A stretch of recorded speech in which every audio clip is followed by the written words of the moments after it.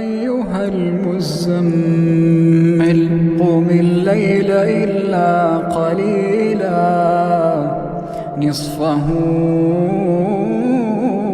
أو انقص منه قليلا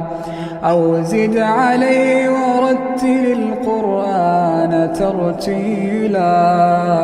إنا سنلقي عليك قولا ثقيلا إن ناشئة الليل هي أشد وطئا وأقوم قيلا إن لك في النهار سبحا طويلا واذكر اسم ربك وتبتل إليه تبتيلا رب المشرق والمغرب لا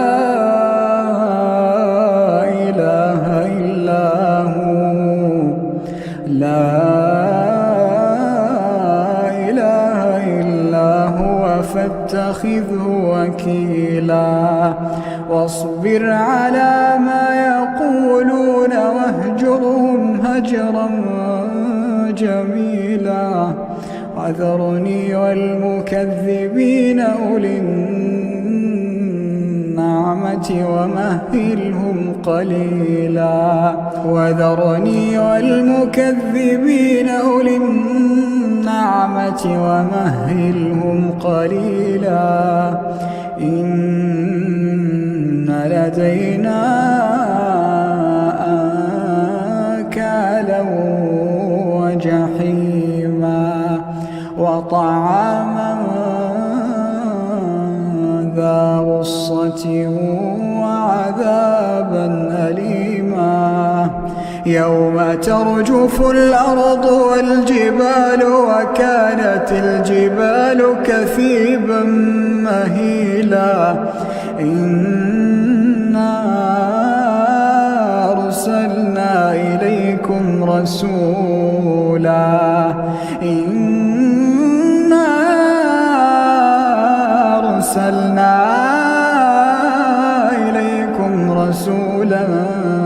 شاهدا عليكم كما أرسلنا إلى فرعون رسولا فعصى فرعون الرسول فأخذناه أخذا وبيلا فكيف تتقون إن كفرتم يوما يجعل الولدان شيبا السماء منفطر به كان وعده مفعولا إن هذه تذكرة فمن شاء اتخذ إلى ربه سبيلا إن ربك يعلم أنك تقوم أدنى من ثلثي الليل ونصفه وثلثه وطائفة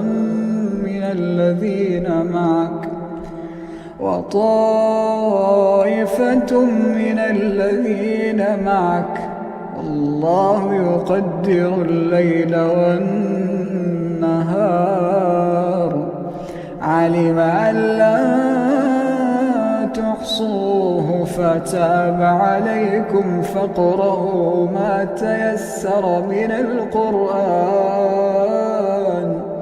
علم أن سيكون منكم مرضى وآخرون يضربون في الأرض يبتغون من فضل الله